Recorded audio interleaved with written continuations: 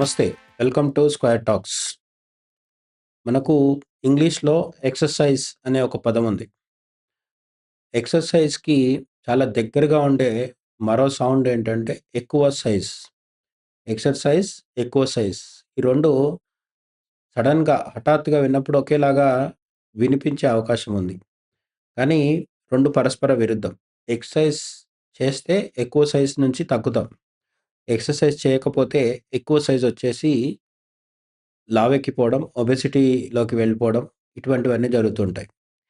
కాబట్టి ఎక్సర్సైజ్ మంచిదేనా అంటే మంచిదే. కానీ ఏ మనిషి కూడా ఎక్కువగా అంటే అతి సర్వత్ర వర్జయేతని మనకి సంస్కృతంలో చెప్తూ ఉంటారు.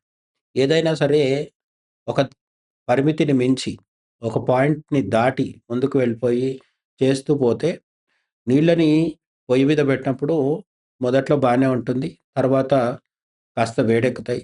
ఆ గోరువెచ్చటి నీటిని అట్లాగే వదిలేస్తే బాగా మసిలిపోతాయి. బాయిలింగ్ పాయింట్ వచ్చేసి బాగా మసిలిపోతాయి. అయినా సరే మనం పట్టించుకోకుండా అలాగే వదిలేస్తే చివరికి ఆవిరైపోతాయి. కాబట్టి ఏదైనా సరే హద్దులు దాటిపోయి దాన్ని అలాగే కొనసాగిస్తే ఏదైనా సరే మనకి ప్రమాదానికి కారణమవుతుందనమాట. అదే విధంగా ఎక్కువ సైజ్ ఉన్నామనే భయంతో ఎక్సర్‌సైజ్‌కి దిగిపోయి, దాన్ని అతిగా చేస్తే మాత్రం మంచికి పక్కన పెడితే చెడు జరుగుతుంది. చెడుని కూడా పక్కన పెట్టి అసలు ప్రాణాలకే ప్రమాదం రావచ్చు.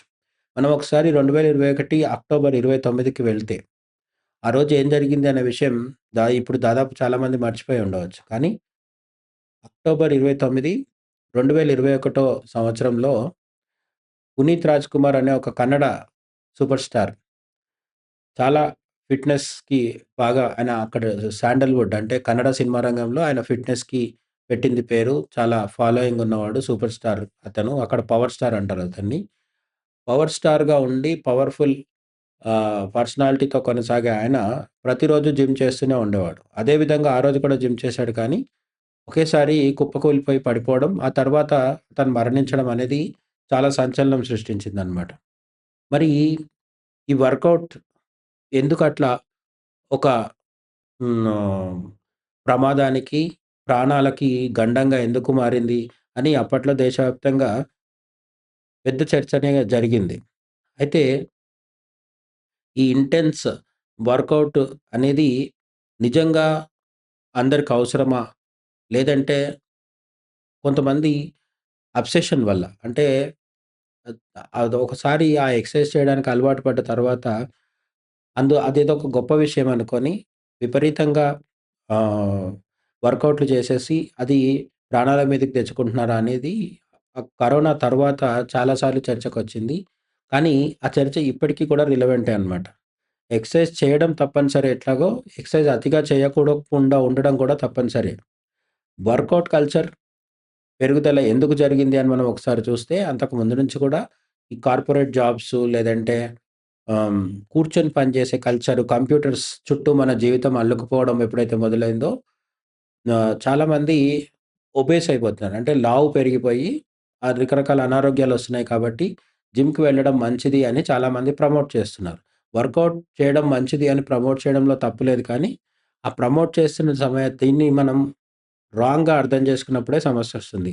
ముఖ్యంగా 2020 కరోనా లాక్‌డౌన్స్ తర్వాత దీనివల్ల చాలామంది ఆహ్, ప్రమాదాలకు గురవుతూ వస్తున్నారనమాట. లాక్‌డౌన్ తర్వాత ఆహ్, cross fits, Pilates, yoga, weights, cardio, boxing ఇటువంటి వాటికి బాగా క్రేజ్ పెరిగింది. ఎందుకు అంటే ఈ ఇంటెన్స్ వర్కౌట్స్‌లో ఒక లాభం ఏంటి అంటే ఎక్కువ క్యాలరీస్‌ని త్వరగా కరిగించొచ్చు. అంటే బాడీకి శరీరానికి చెమట చాలా త్వరగా పడుతుంది.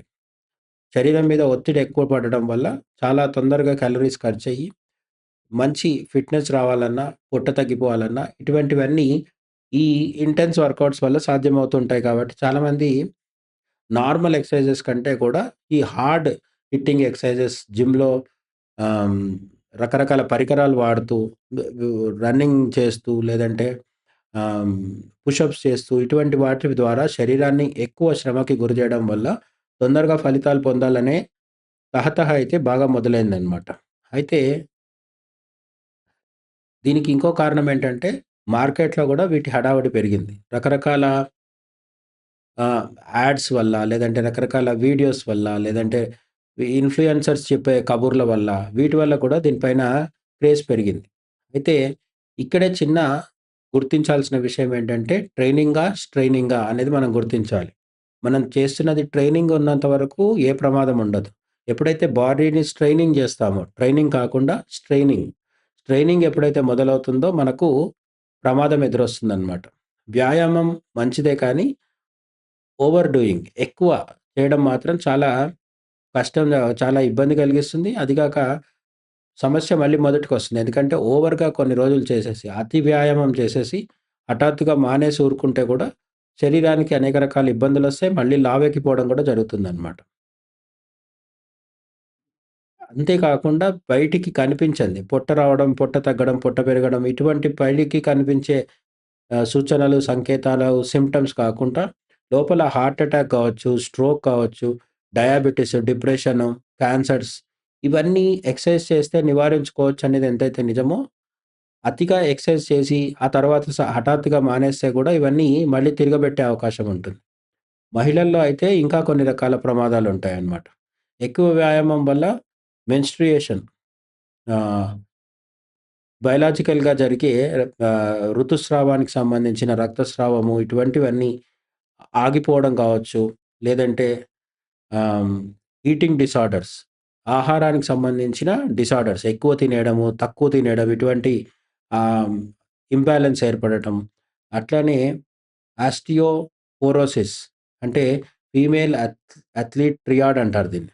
వస్తాయి. అంటే రకరకాల మెడికల్ కండిషన్స్ ఏర్పడే అవకాశం ఉంది. పురుషుల్లోకొచ్చే సమస్యలేంటంటే లిబిడో తగ్గడం. అంటే ఆహ్, రొమాన్స్ పట్ల లేదంటే ఆహ్, సెక్సువల్ డిజైర్స్ పట్ల లిబిడో తగ్గిపోతుంది. అట్లనే fractures, heart tendon, ligament damage, immune system బలహీనపడడం వంటివి జరుగుతూ ఉంటాయన్నమాట. ఇమ్యూన్ సిస్టమ్ జరిగిపడడం అంటే జ ఇమ్యూని ఇమ్యూనిటీ సిస్టమ్ బలహీనపడడం అనేది చాలామంది నమ్మకపోవచ్చు కానీ, ఇమ్యూనిటీ మిత్ ఏంటంటే కోవిడ్ సమయంలో మనకు ఇమ్యూనిటీ లేకపోవడం వల్ల చాలామందికి కరోనా సోకింది అనేది ఒక ప్రచారం జరిగింది. అప్పట్లో సరైన రీసెర్చ్, సరైన ఆధారాలు లేకుండా రకరకాల ప్రచారాలు జరిగాపోయాయి కాబట్టి, ఇమ్యూనిటీ లేని వాళ్ళకి కరోనా వచ్చేస్తుంది అని కూడా ఒక ప్రచారం జరిగింది. దానికి పరిష్కారంగా చాలామంది చెప్పిందేంటంటే, ఇంటెన్స్ వర్కౌట్ చేస్తే ఇమ్యూనిటీ వచ్చేస్తుంది.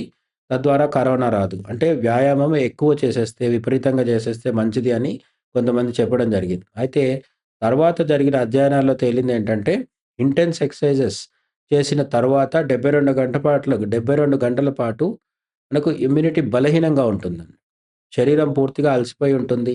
శరీరంలో శరీరం మొత్తం వ్యాయామం చేయడానికి కోసమే శ్రమ పడింది కాబట్టి, తర్వాత 72 గంటల పాటు ఇమ్యూనిటీ గొప్పగా ఉండడం కంటే కూడా బలహీనంగా ఉంటుందని కొందరు చెప్తున్నారనమాట.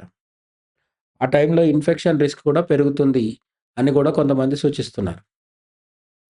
హార్ట్ రేట్ కాలిక్యులేషన్ ఆహ్, అలాగే ఎక్సర్సైజ్ చేసేస్తే డయాబెటిస్ కంట్రోల్ అవుతుంది అనేది నిజమే అయినప్పటికీ, ఎంత స్థాయిలో ఎక్సర్సైజ్ చేయాలి డయాబెటిస్ ఉన్నవాళ్ళు అన్నది కూడా డాక్టర్‌ని, అలాగే సర్టిఫైడ్ ట్రైనర్‌ని అడిగి తెలుసుకొని చేస్తేనే మంచిది అని కూడా చెప్తున్నారనమాట. డయాబెటిస్ ఉన్నవాళ్ళు ఆహ్, ఇంటెన్స్ వర్కౌట్స్ పేరిట అడ్డు అదుపు లేకుండా సొంత నిర్ణయాలు తీసుకొని, లేదంటే సర్టిఫైడ్ కాని ట్రైనర్స్ సరైన అవగాహన ట్రైనర్‌కే లేనప్పుడు కూడా డయాబెటిస్ వాళ్ళకి కూడా చాలా రకాల సైడ్ ఎఫెక్ట్స్ వచ్చే అవకాశం ఉంది అని చెప్తున్నారనమాట. ఒక స్వీడిష్ స్టడీ అంటే స్వీడన్‌లో జరిగిన ఒక స్టడీ ప్రకారం వారానికి 5+ అవర్స్ 5 గంటలకు మించి ఇంటెన్స్ ఎక్సర్‌సైజెస్ చేసే పురుషుల్లో అసాధారణ హార్ట్ బీట్ కనిపించింది అని చెప్తున్నారు. అంటే వాళ్ళ గుండె కొట్టుకునే ఆహ్, శాతం నిష్పత్తిలో 19% పెరిగిందనమాట. మారథాన్ రన్నర్స్‌లో కూడా ఈ హార్ట్ బీట్ అనేది చాలా ఫాస్ట్‌గా ఉండడం అనేది గమనించడం జరిగింది. హార్ట్ అవసరానికి మించి ఫాస్ట్‌గా బీట్ జరిగితే, హార్ట్ బీట్ ఎక్కువగా ఉంటే అది ఎప్పటికైనా ప్రమాదం కాబట్టి మారథాన్‌లలో పాల్గొనే వాళ్ళైనా, లేదంటే ఇంటెన్స్ వర్కౌట్‌లు చేసేవాళ్ళైనా సరే జాగ్రత్తగా మెడికల్ సూపర్విజన్‌లో మాత్రమే చేస్తే బావుంటుంది తప్ప, మన సొంతంగా శరీరాన్ని విపరీతంగా శ్రమ చేస్తూ పోతే హఠాత్తుగా కుప్పకూలిపోయే ప్రమాదం ఉంటుందనమాట. ఇది అథ్లెట్‌లకు తప్పదు. ఏ ఒలింపిక్స్‌లోనో, స్పోర్ట్స్‌లో ఉన్నవాళ్ళైతే ఖచ్చితంగా ఇటువంటి ఇంటెన్సివ్ వర్కౌట్‌లు చేయాలి. వాళ్ళు కూడా మనం మొదటే చెప్పుకున్నట్టు మెడికల్ సూపర్విజన్‌లో చేస్తూ వెళ్ళాలి. కానీ సాధారణ వేరే వేరే రంగాల్లో ఉన్న వాళ్ళకి, ఉదాహరణకి ఏ ఐటీ జాబో చేసుకునే వాళ్ళకు ఇంటెన్సివ్ వర్కౌట్‌లు అవసరమా అంటే ఖచ్చితంగా అనవసరమనే చెప్పాలి. ఇంటెన్స్ వర్కౌట్‌లు చేయడం కంటే రెగ్యులర్‌గా, కన్సిస్టెంట్‌గా ఎక్కువ రోజులు వ్యాయామం చేయడం మీద దృష్టి పెట్టాలి తప్ప, కొన్ని రోజులు విపరీతంగా చేసి, కొన్ని రోజులు పూర్తిగా ఆహ్, జిమ్ వైపు ముఖం గూడా చూడకుండా ఉంటే, అది మంచి కంటే చెడు చేసే అవసరం ఎక్కువుందనమాట.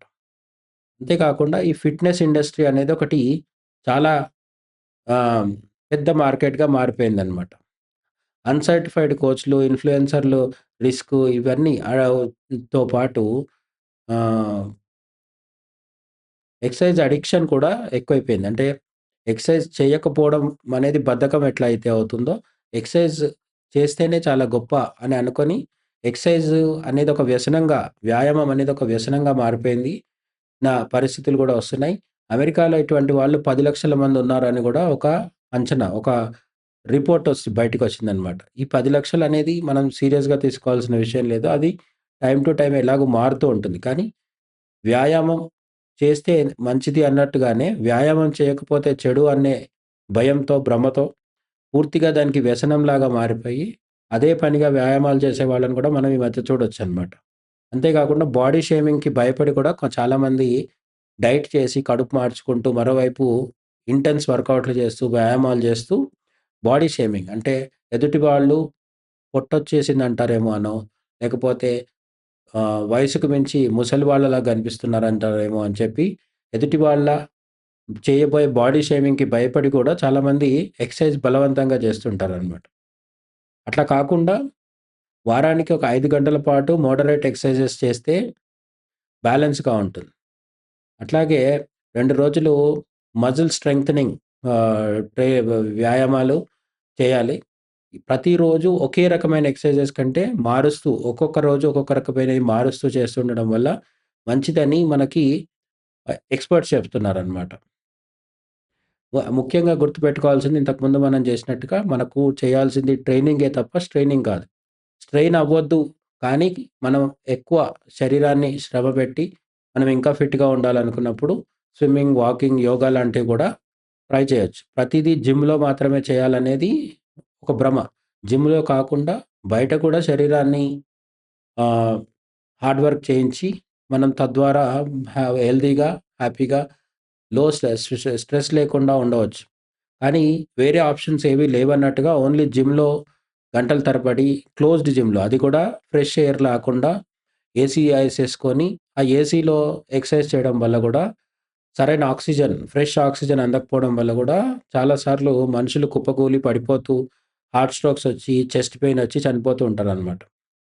ఇవన్నిటికంటే ముఖ్యంగా బాడీ సిగ్నల్స్ వినాలనేది మన ఫైనల్ ఆహ్, థాట్ ఈ వీడియోలో. ఏంటంటే శరీరం ఒద్దు అని చెప్తుంది అంటే అది ఒద్దని అర్థం.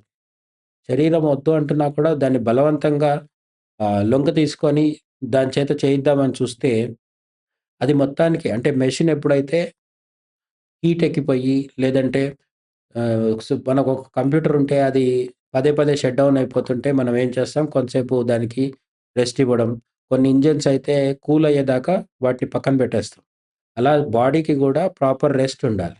అలాగే ప్రాపర్ నిద్ర గూడా ఉండాలి. నిద్ర, ఫుడ్ అలాగే రెస్ట్ ఇవన్నీ లేకుండా ఓన్లీ జిమ్‌కి వెళ్లి ఎక్సర్సైజ్ చేసేస్తే మనకు అద్భుతాలు జరిగిపోతాయనేది మాత్రం నిజం కాదనమాట.